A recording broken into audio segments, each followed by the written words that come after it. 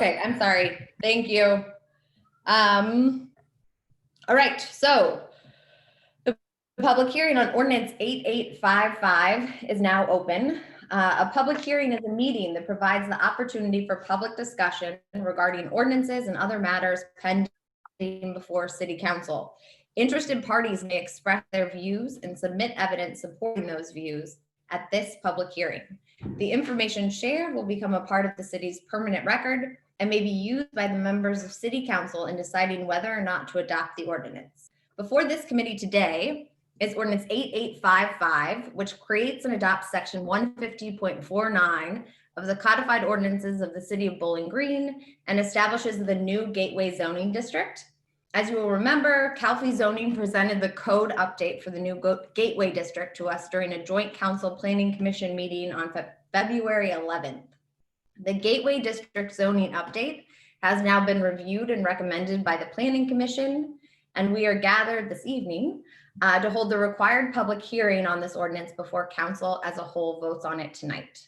There are 4 parts to a public hearing: the staff report, the applicant's testimony, public testimony, and then discussion by City Council. We will begin with the staff report from Planning Director Heather Saylor. Thank you. Can you hear me okay? I can, yes. Thank you. Yes. So as the chairwoman did state, this is an ordinance to create and adopt a new zoning classification, which would be section 150.49 called the Gateway Zoning District. Essentially, the Gateway Zoning District includes graphic illustrations, lot and site standards, massing and facade standards, building design elements, and signage. Much of this is new for the city. We've never had any type of architectural or types of massing standards, design regulations. And we especially love the graphic illustrations of this code that really is helping to, I think, set the stage for our upcoming code update. As Rachel, you already stated, a joint meeting was held on February 11th, where Sean Suter of Calfee Zoning gave us really the unveiling of this new district. And then Planning Commission held their required public hearing on June 3rd with a positive recommendation. That evening, there was no public comment. There was very few questions, I would say, for the Planning Commission for the most part.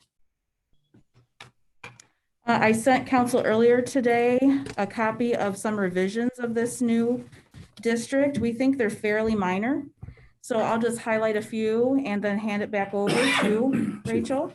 Again, we'll go through the intent, very typical of a zoning code to have your intent of what this is for, where it would apply to, the applicability, graphic illustrations again. The first, I would say, meat of this section is definitions.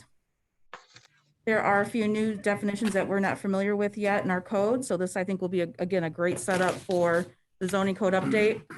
We list the permitted uses, and then we give a visual of what those could look like. There are whole building uses potentially, and then it prescribes upper floor uses and street level uses. Under uses, you'll see what we thought would be something that would work well for whole building uses was conference center, hotel, professional offices. Street level first floor uses are listed, upper floor. Really the intent of that was residential, not on the bottom floor, similar to B3 and B5, and then accessory uses. Lot and site standards. This is very helpful because it does give you, again, a visual of the buildable area. And then it talks about lot dimensions, so your minimum lot width, very typical for any zoning district. Here we talk a lot about setbacks, so we're really encouraging using up to your property lines as much as possible and really having that interactive bottom floor space with the public sidewalk. Now I will note I made a note on this page 6 where we added, after some questions from Rachel, that for the side yard setback, the maximum be 20, but that the side yard be a total aggregate of both sides together. So let's say they want a 10-foot side yard on one side and 10 foot on the other. That would be the maximum of side yard that they could utilize. Under rear yard, you'll see there's a maximum also with that and a 20 minimum if abutting a residential use.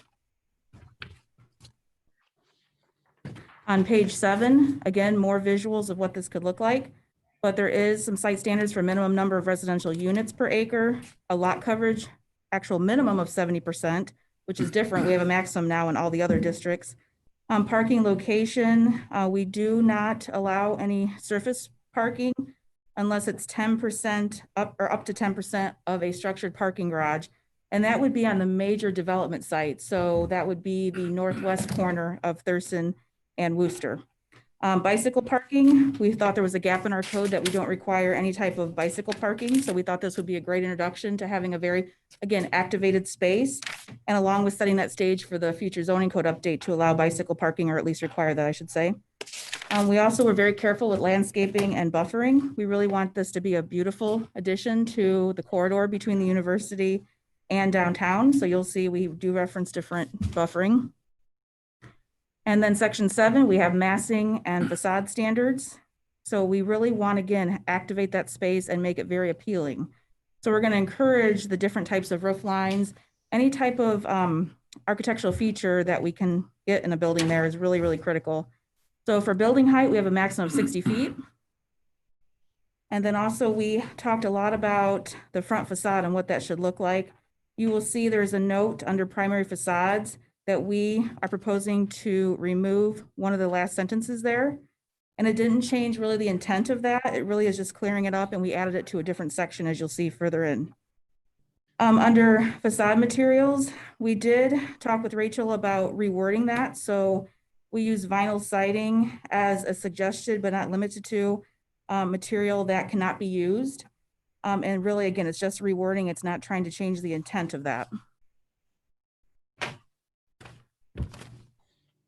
Under section 8, building design elements.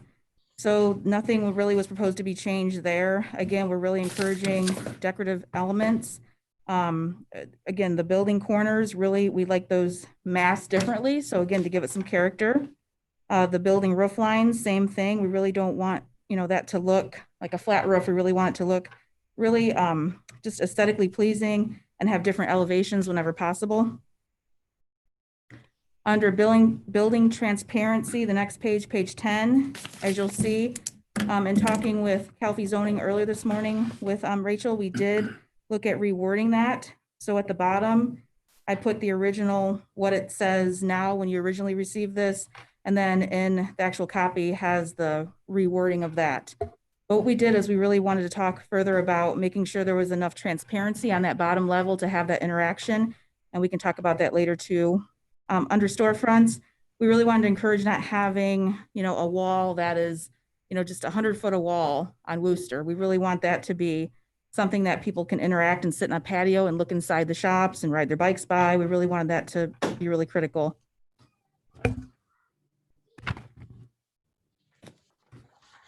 We talk a lot about sign types. We think this is very reasonable for signage, and we wanted to make it very appealing and look a little different. So you can look at the different types that are allowed. They're projecting the awning and the wall, and it does give people some choices if they are willing to, have a business there, whether it be, a larger size or a smaller size business. You can use a projecting sign, which I think are very attractive for that type of development. And that's pretty much it, unless you have any questions. Thanks, Heather.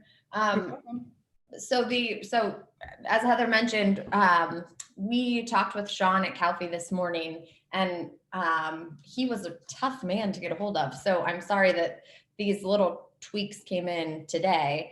So if you look at Heather's version, emailed to everyone earlier today, the changes really are not substantive at all, except one. The side yard setback on page 6 was changed to be 20 feet max aggregate for both side yards. Before, it seemed to permit up to 20 feet on either side of the building. And we agreed to make this a maximum, or this max, excuse me, be in the aggregate to encourage that street wall concept that we talked about at length with Sean from Calfee when he was here in February, and to, encourage that more urban neighborhood feel that is the stated intent of this new district. So that is a substantive change. The other two tweaks we made this morning are just to make clear what we intended the language to mean from the very start. So the changes on page 8 and 10 to make the window minimum requirement for the first floor front facade, that we just attempted to make that language more easier to understand and to make it consistent with the window minimum requirement for the upper levels, which is also a percentage of the facade. And then the change on page 8 just makes clear that vinyl siding is just one example of a prohibited material, not the only prohibitive material that can be used. Can't be used. Okay, John, Greg, any questions for Heather, even though she left podium?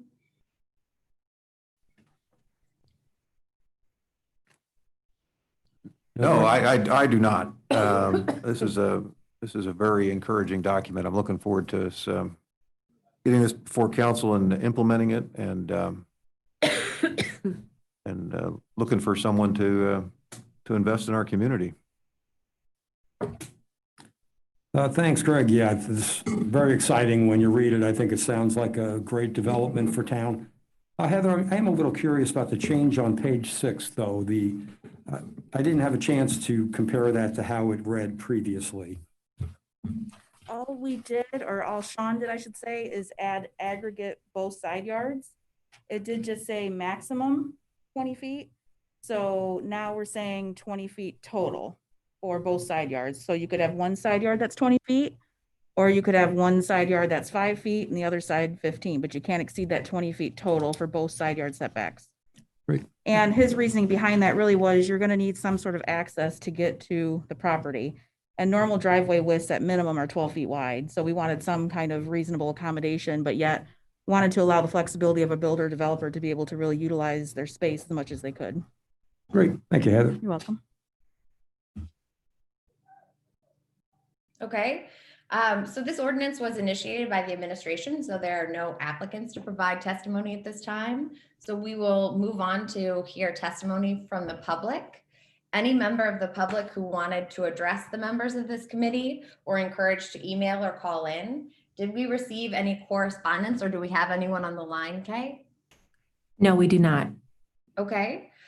So that means that we are now on to the portion of this meeting where council will discuss the ordinance. Greg, John, let's have some discussion. Again, I'm very encouraged by this document. I think it sets the stage for some tremendous opportunity for an investor in our community, and it should make us all look forward to what we will see when we overhaul the entire code. This is a nice sample of the kind of quality document that we can look forward to. But I'm very encouraged. I think it's more than a great first step. It's an opportunity to help the community grow. So I'm in full support of moving forward with this as amended. Thank you, Greg. I agree. It sounds just like a terrific addition to town. I really like aspects like the 0 to minimal setback in the front. Sounds very engaging and inviting, and particularly excited to see bicycle racks included in the expectations.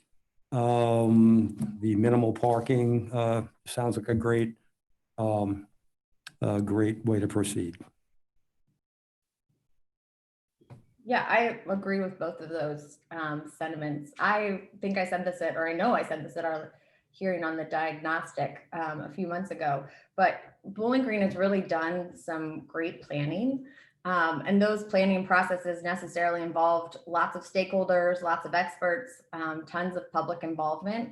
And we've done all that building so we could build consensus and support around our shared vision for our community. So then it's our zoning codes plan, or our zoning code's job to set that plan in motion. And so our zoning code should be clear and usable and consistent, because such a code will protect our planning process and the plans vetted by the public, and then make things predictable for property owners. So I'm super pleased with this Gateway District ordinance because it puts into action all of that planning we've done in our 2014 future land use plan, the 2018 community action plan, the 2019 East Worcester development white paper. And it does so in a way that's clear and user-friendly with all of those bullets and visuals. And it also includes a level of detail in addressing the feel and look and scale of the new district that just isn't present anywhere in our current code. So I'm excited to see the rest of CalFee's work as well. So a big thank you to everyone who worked really hard on this. I think it's great. I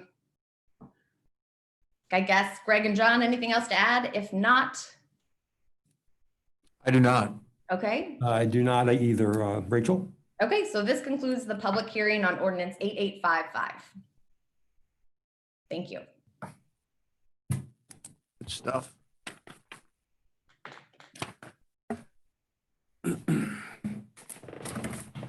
Now, the hard part is finding someone to come in and take advantage of it.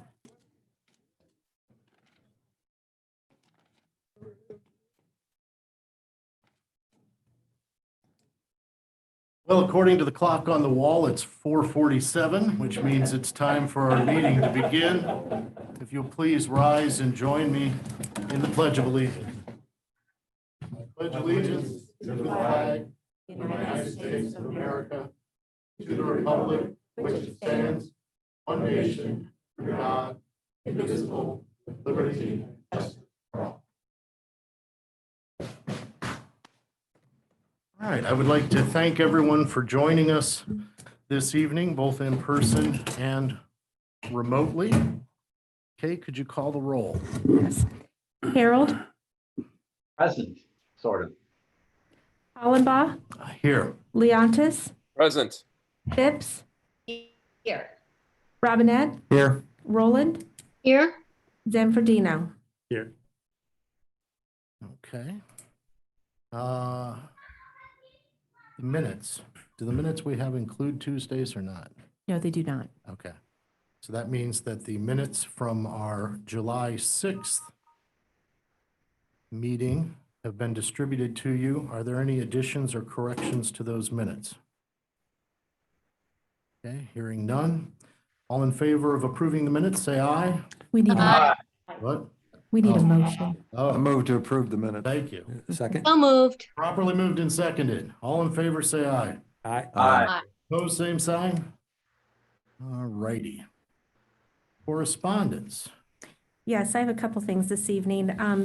First, distributed to you prior to the meeting was the financial budget summary report for the month of June 2020. And then also distributed to you prior to the meeting were 2 additional transfers that need to be made for the month of July, and those require your approval. All right, is there a motion to approve the budget transfers? So moved. Second? Okay, properly moved and seconded. All in favor, say aye. Opposed, same sign. All right, so those are approved. Then I also have from Mayor Osbacher, and this was distributed to you also via email on Friday, were 2 appointments to city board and commissions. One is to the Historic Preservation, and that person is John Wade for a term expiring 5/31/23. And also to the Public Utilities Board, Trevor Jesse for a term ending 5/31/21. And those require your confirmation, please. Okay.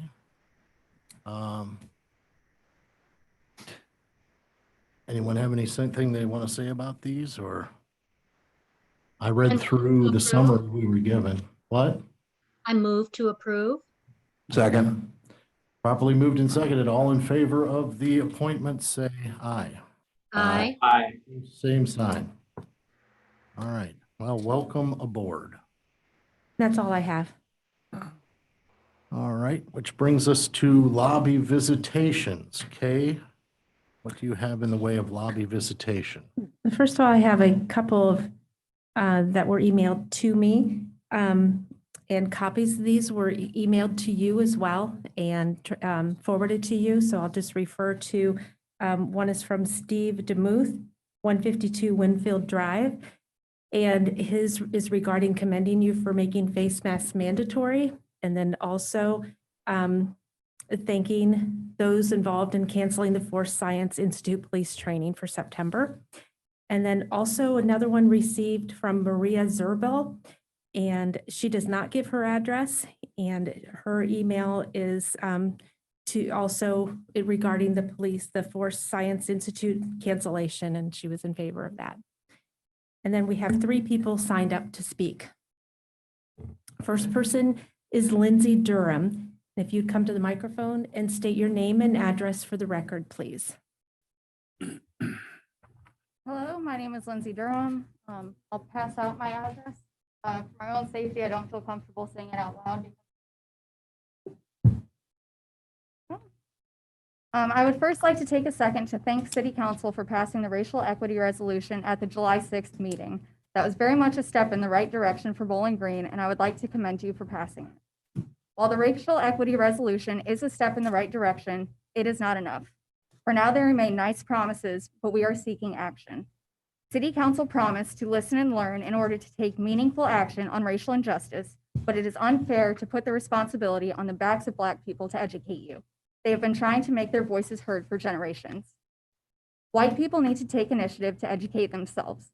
There are plenty of books and online resources available from which for you to learn. If you are truly seeking change, you must actively seek these out.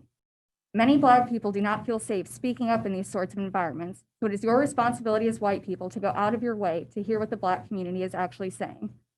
I have lived in Bowling Green for a decade now, and one thing I constantly hear is what a great community it is. Not everyone gets to experience this community the way white people do.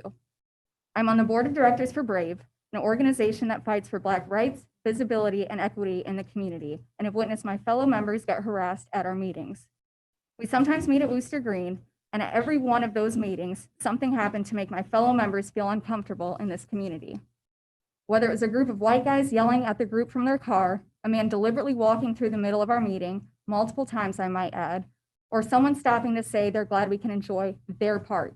People ensured that my fellow Brave members did not feel welcome and part of this community. The park belongs to my fellow Brave members as much as it does to the white people in this community. Black people in Bowling Green are consistently viewed as outsiders, and this needs to stop. City Council called a special meeting regarding the mask mandate, and I would like to know when one will be called regarding the prevalent racial issues that exist in our community. It should not take the murder of a Black person to bring these issues to your attention. Brave has asked that the Force Science Institute training be canceled in order to show solidarity with the people of color in this community. This training engages in a shoot first, ask questions later mentality that typically tends to target Black people. The reluctance of public officials to address this issue and listen to voices of color is deeply concerning and disappointing. Because of this, Brave would like to develop a task force to address these sorts of concerns. We would ask for the involvement of many community members, including other nonprofit groups, as well as city officials. If Bowling Green is truly trying to eliminate the racial gaps that exist, we expect full support and cooperation from the city. We have a long way to go until this is a welcoming community for everyone. Thank you for your time. All right, thank you very much. Next person is Chris Douglas. State your name and address. My name is Chris Douglas. Is this microphone on? Yeah, This it's one on. here? Mhm. Oh, awesome. My name is Chris Douglas. For the same reason that Lindsay had, I also.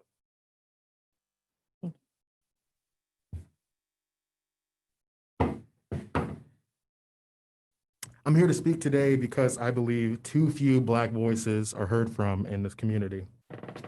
I have lived in Bowling Green for almost 10 years, and in that time, I have encountered bigotry, racism, and alienation from my own community. In a place with so much knowledge, it is truly sad to see that some are still in the dark about the issues that Black people face, not only in this town, but in this country as a whole. There are no Black programs in the local middle or high school. I can count on one hand the number of Black-owned businesses in this town. I've lived here long enough to remember why Not in Our Town was brought here. I've lived here long enough to remember that hate crimes do happen in Bowling Green. It is no surprise that the only time you see Black faces en masse is when an unarmed Black man is killed in this country. We are relegated to protests and civil unrest. In this town, we have no equity. You can't see us, you don't hear us. Creating change does not come easy.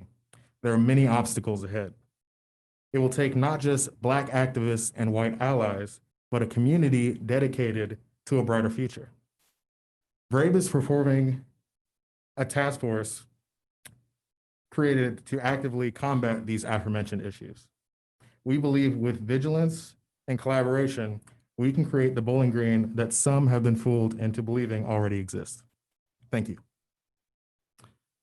All right, thank you very much.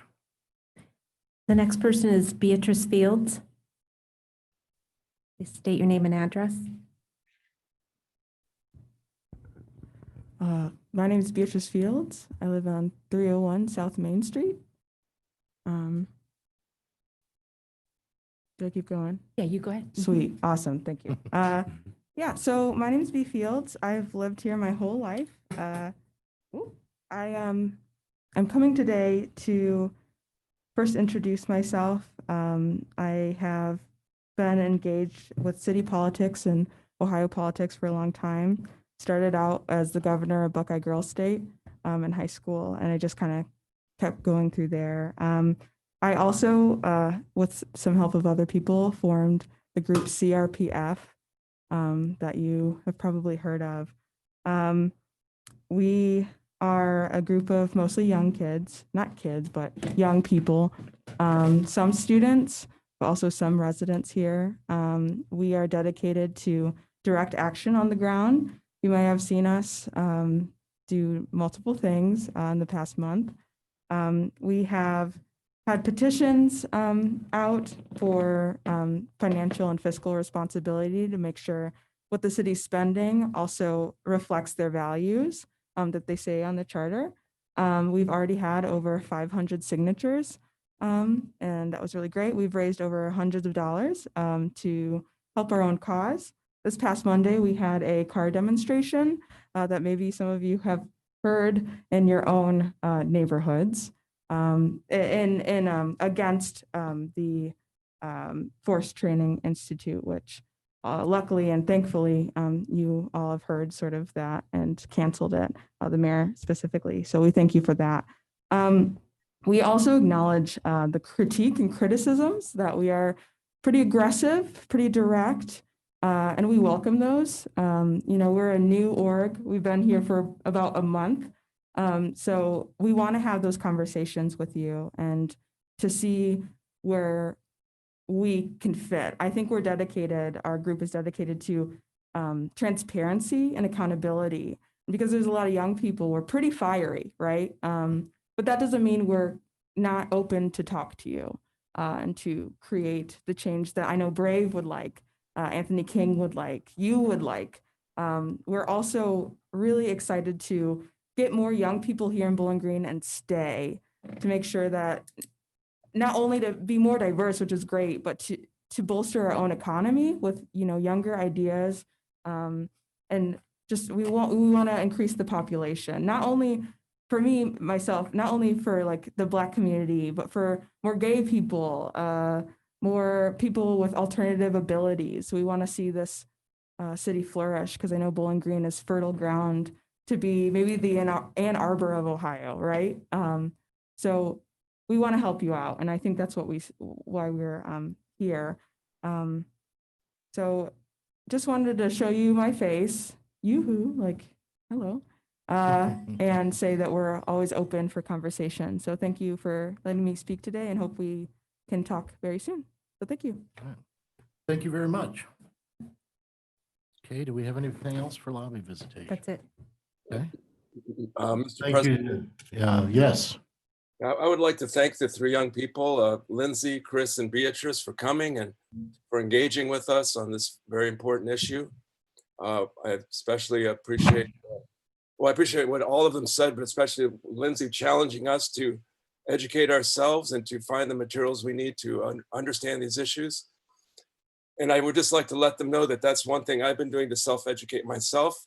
And I'm planning to put together a reading list for my other city council members, just so you know that we are already thinking about these things. And what you said is very, very good, very good.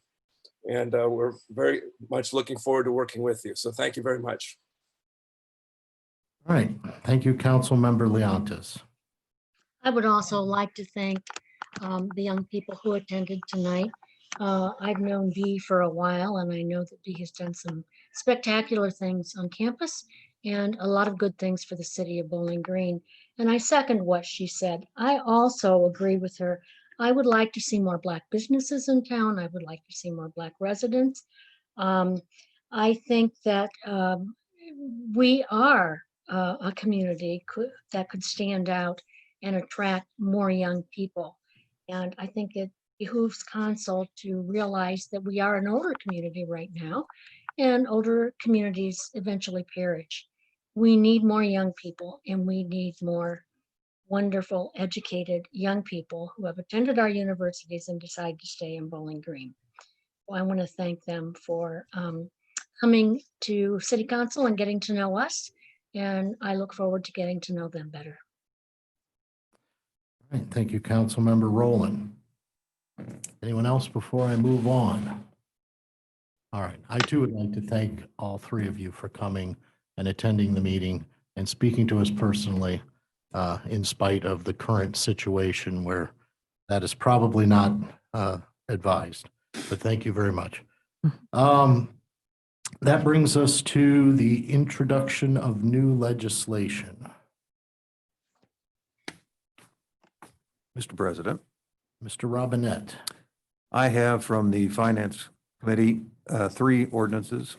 An ordinance providing supplemental appropriations for the current expenses and other expenditures of the city of Bowling Green, Ohio during the fiscal year beginning January 1st, 2020 and ending December 31st, 2020.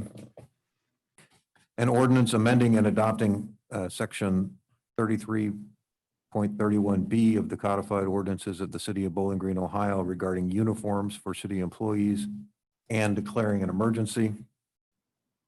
And I have an ordinance determining to proceed with the plan of services of the expanded Bowling Green Central Business Special Improvement District, Inc., and providing for the levy of assessments therefore and declaring an emergency.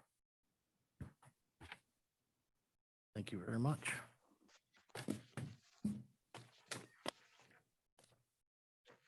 All right, so that brings us to official reports. Mr. Mayor, do you have a report for us this evening? I have no report, pending any questions that you may have. Are there any questions for the mayor? All right, you are excused. Thank you. Municipal Administrator. Are there any questions for the Municipal Administrator? Okey dokey. Planning Director is here this evening. Are there any questions for Ms. Saylor? Okay. I can't see as Ms. Otley. No. Okay. Okay. City Attorney, Mr. Marsh. No report. Any questions for Mr. Marsh? Okay. You said the Utilities Director is not here? Oh, the Utilities Director is here. No report. Are there any questions for Mr. O'Connell this evening? All right, thank you very much. All right, that brings us to committee reports. Are there any council committee reports this evening? Mr. President? Ms. Phipps? Yes, we held a zoning planning economic development committee meeting right before this one on ordinance 8855 on the Gateway District update. We didn't have any public comment, but I think we had some good discussion. Anything else you want to know about that? No, I was here for that meeting and I listened to the presentation and the comments that were made. And I would have to say I share the committee's optimism that this is an outstanding thing going forward. Any other council committee reports? Mr. President, I know we might not be prepared to schedule this tonight, but I wanted to keep in mind our rental licensing inspection issue that preceded the pandemic and just remind us that we need to resume meeting on that topic. Do you feel it's too early at this point to schedule a meeting? I had initially scheduled a meeting for that in August until things, COVIDly speaking, started taking a turn in the wrong direction. So I asked Kay to take that off the calendar for August. So I guess the place I am right now is, yes, I understand we need to return to that and I want to do that as soon as possible. But the very nature of that conversation means we're going to have to be able, I think, to have more than 6 or 7 people in the room. So I guess the only certainty I can give you is uncertainty. But no, I do understand that this is a topic that we do need to get back to. And the only thing that keeps it from having been addressed already is the complexity of small rooms and large public interest. So. Sure. Thank you, Mr. President. Yep. And I think that there will be quite a bit of interest in that, but just wanted to. I have a feeling there could be, yes. Mr. President, Yes. apropos to that, since I'm also on the same committee with Mr. Zanfordino, we have had committee meetings where we have used the Zoom features to allow people to present their views from home.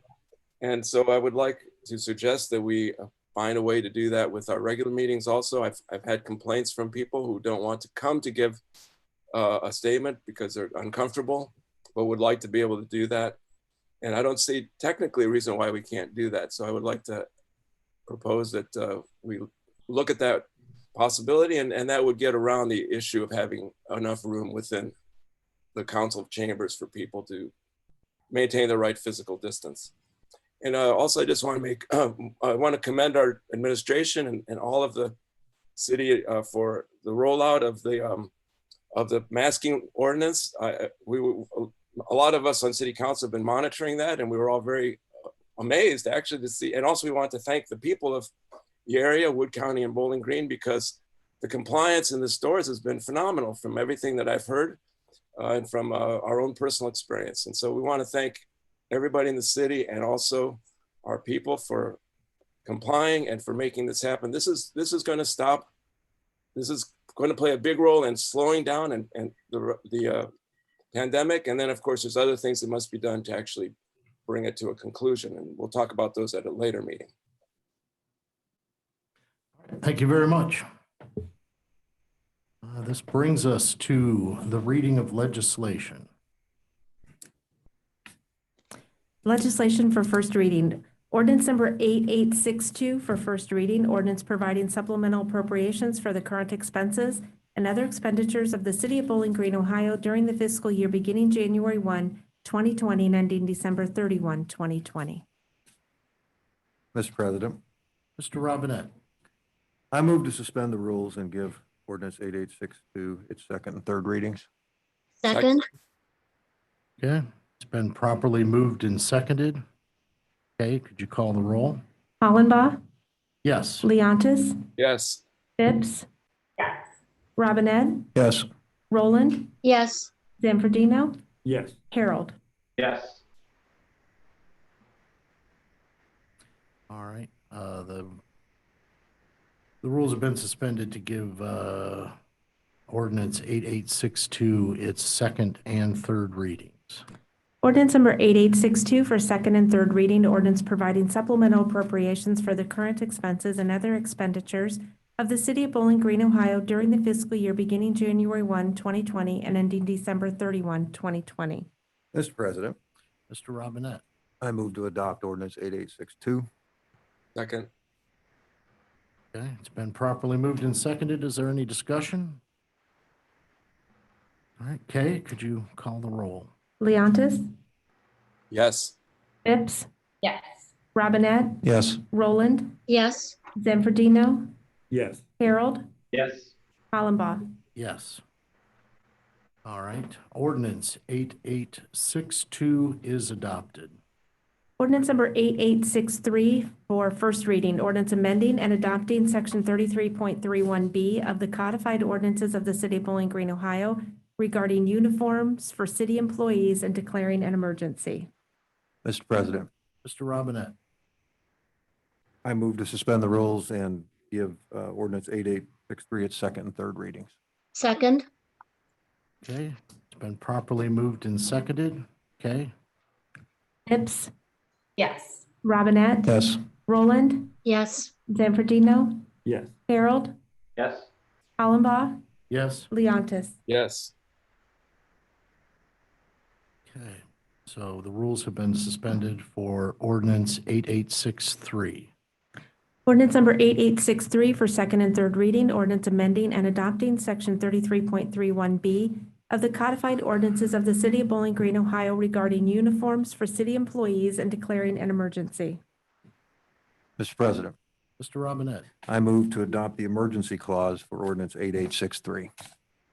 Second? Second, all right, it's been properly moved and seconded. Is there any discussion on ordinance 8863? Okay, could you call the roll? Robinette, Yes. Roland, yes. Zanfordino, Yes. Harold, Yes. Hollenbaugh, Yes, Leontis, Yes. Phipps. Yes. all right. Mr. President, Mr. Robinette. I move to adopt ordinance 8863. All Second? right. Second, Properly moved and seconded. We already had discussion in the wrong place. Okay, could you call the roll? Roland, yes. Zanfordino, Yes. Harold, Yes. Hollenbaugh, Yes, Leontis, Yes. Phipps, Yes. Robinette. Yes. all right, ordinance 8863 is adopted. Ordinance number 8864 for first reading, ordinance determining to proceed with the plan of services of the expanded Bowling Green Central Business Special Improvement District Incorporated and providing for the levy of assessments therefore and declaring an emergency. Legislation for second reading, ordinance number 8858 for second reading, ordinance authorizing the utilities director to advertise for bids and enter into a contract or contracts for electric distribution improvements at the water pollution control facility. Ordinance number 8859 for second reading. Ordinance accepting a deed from HCF Realty of Bowling Green Incorporated for right-of-way and utility purposes on West Poe Road. Ordinance number 8860 for second reading, ordinance authorizing the utilities director to advertise for bids and enter into a contract or contracts for the lease of certain municipal property for agricultural purposes. I think I'll Okay. move that we suspend the rules and give ordinance 8860 its second and third reading. it's third reading. I Oh, second that. yes, you just gave it its second reading. Yes, I did. It's third reading. Second. Okay, been properly moved and seconded. Zanfordino, Yes. Harold, Yes. Hollenbaugh, Yes, Leontis, Yes. Phipps, Yes. Robinette, Yes. Roland. Yes. okay, so the rules have been suspended for ordinance 8860 to give it its third reading. Ordinance number 8860 for third reading, ordinance authorizing the utilities director to advertise for bids and enter into a contract or contracts for the lease of certain municipal property for agricultural purposes. Okay, well, I guess then I will move that we adopt ordinance 8860. Second. Properly moved and seconded. Any discussion? Okay, could you call the roll? Harold, Yes. Hollenbaugh, Yes, Leontis, Yes. Phipps, Yes. Robinette, Yes. Roland, Yes. Zanfordino. Yes. okay, so ordinance 8860 is adopted. Legislation for third reading. Resolution number 3770 for third reading. Resolution adopting and authorizing an amended Community Development Block Grant Housing Policy and Procedures Manual.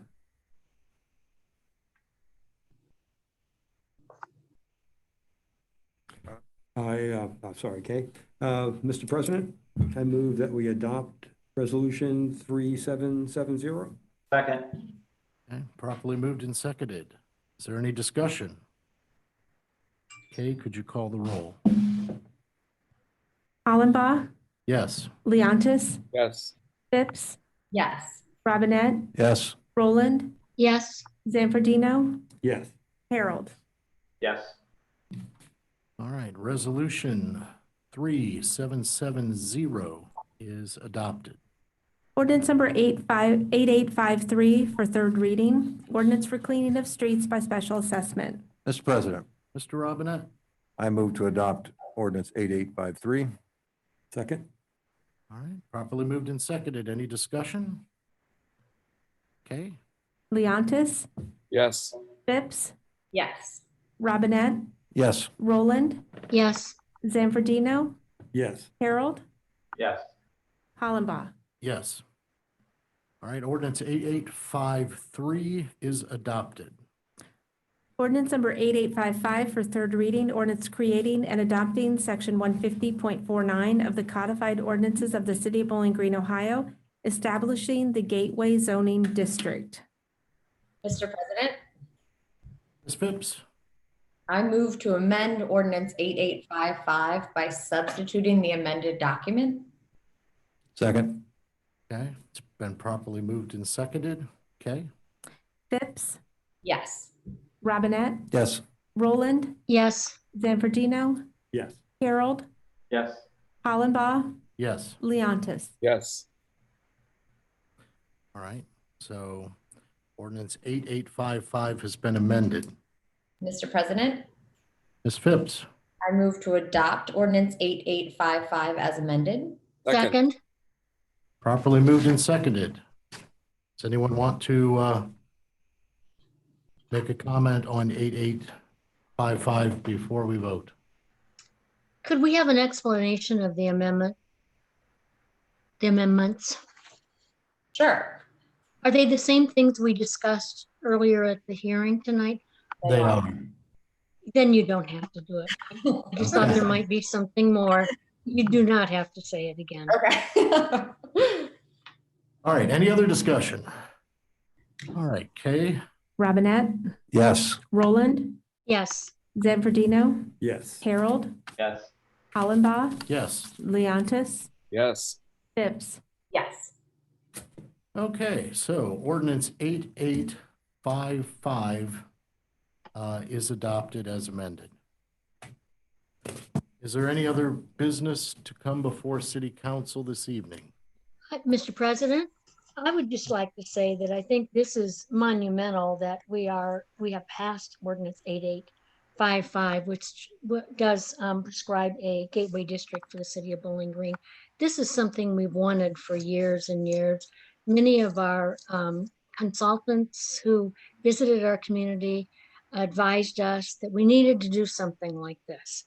And finally, we have the ordinance passed.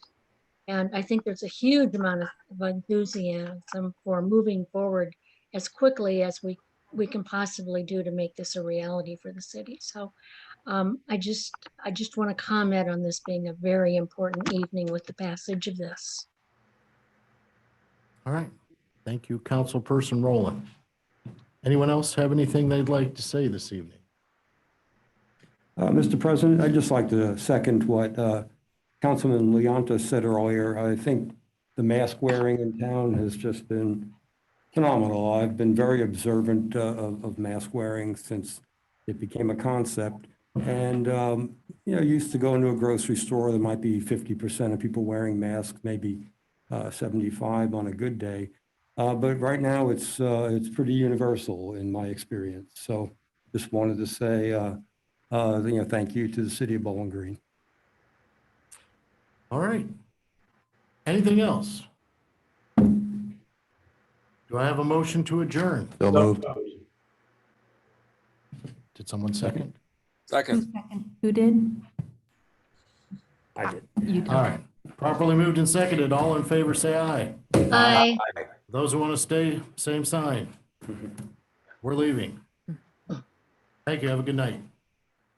Stay safe, everyone.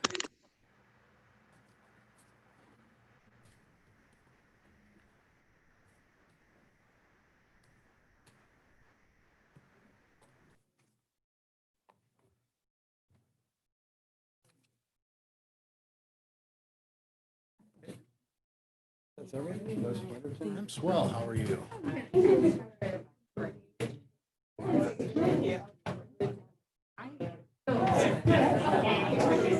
The emails you get.